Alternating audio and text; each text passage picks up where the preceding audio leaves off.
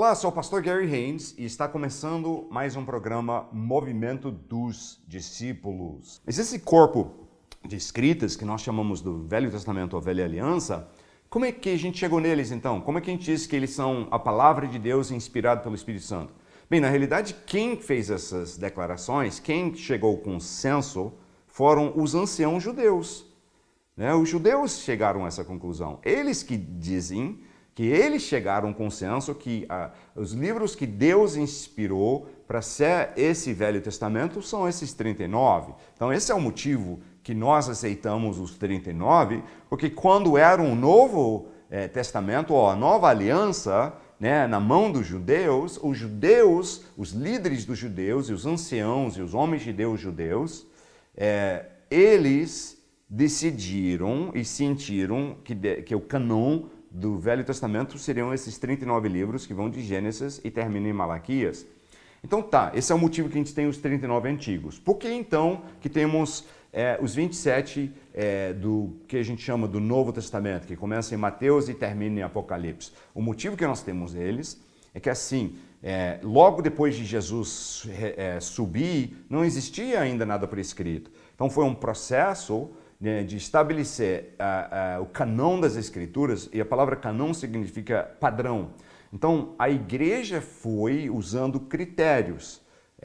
Alguns critérios, eu não tenho tempo para entrar numa aula de forma mais detalhista de como se fez o canon do Novo Testamento, mas de forma meio uma pincelada rápida, a gente sabe que eles usaram alguns critérios para separarem o que seria o chamado canon do Novo Testamento, que eram assim, tinha alguma linha de contato com Jesus, tinha um consenso por eles na época que eram escrituras. Você vai ver que Pedro faz um comentário sobre as escritas de Paulo serem, às vezes, para alguns difíceis de receberem, e ele diz como também as outras escrituras são. Então, Pedro, você vê, ele já cita de forma contemporânea do apóstolo Paulo, que as escritas do apóstolo Paulo eram algo que o Espírito Santo tinha inspirado para serem escrituras também. Então, havia já um consenso de imediato, que eram inspiradas por Deus, que os autores foram sendo inspirados para escreverem o que seria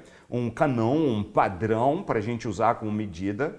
Por quê? Para a gente ter um padrão a nível de ensinamento de doutrinas, e principais crenças da fé cristã ou como um discípulo de Jesus. Então, assim que chegou-se ao Novo Testamento, num consenso, que mais ou menos entre o segundo e terceiro século, é uma coisa que a gente não tem em todos os detalhes, mas a gente sabe que mais ou menos entre o segundo e terceiro século foi se estabelecendo o que era o padrão, o canon, Então esses são as escrituras que Deus queria que nós tivéssemos para a gente alinhar o que a gente prega e ensina. Então, voltando à palavra canon, por que essa palavra, o padrão? Bem, um padrão, por exemplo, como uma medida.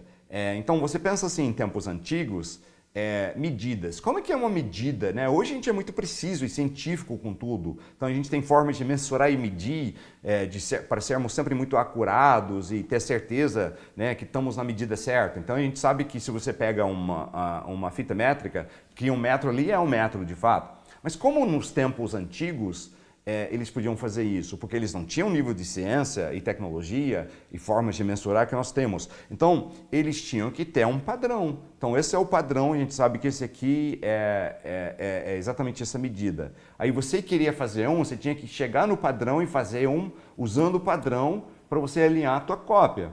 Então, o padrão era sempre a forma de você não ter medidas muito loucas.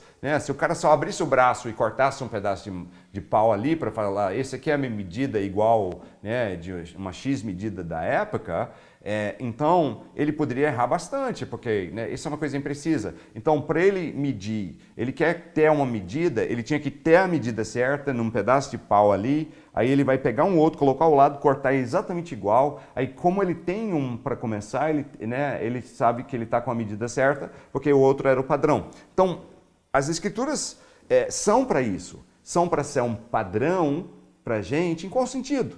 Para a gente utilizar, para alinhar o que a gente prega e ensina, para a gente não começar a desviar e começar com heresias e papo furado e e doutrinas loucas e a gente entrar numa linha que a gente chama de seita, isso acontece. E se você não tem um padrão, aí que está o negócio. Então, as Escrituras vieram para ser o padrão, para ser, né, foram inspiradas pelo Espírito Santo.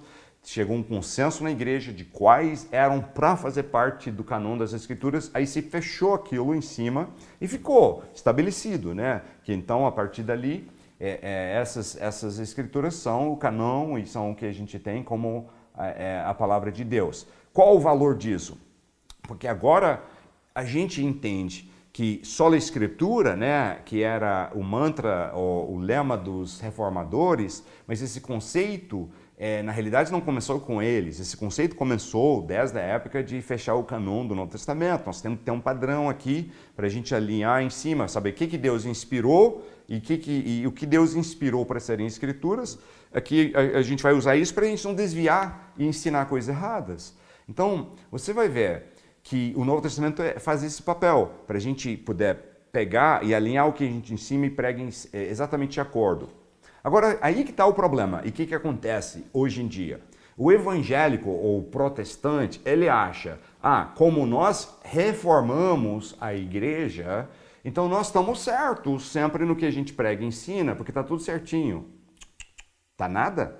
Porque acontece um problema de forma igual às igrejas históricas, no meio das igrejas protestantes evangélicas. Com o passar de algumas gerações, e aqui a gente já está falando em alguns séculos que a gente tem passado, começa-se a formar de novo opiniões, tradições e tudo mais, e acabam, querendo ou não, a gente admitindo ou não, mas a realidade e a verdade é que a gente acaba pregando e ensinando coisas que não alinham com o padrão das Escrituras, com o que de fato a palavra de Deus diz. Então não perca, nosso próximo programa, estaremos aí, eu quero ver você conosco, eu quero que você me ajude a divulgar, falar para as outras pessoas sobre esse ministério, esse projeto de ensino da palavra de Deus. Até a próxima, se Deus quiser.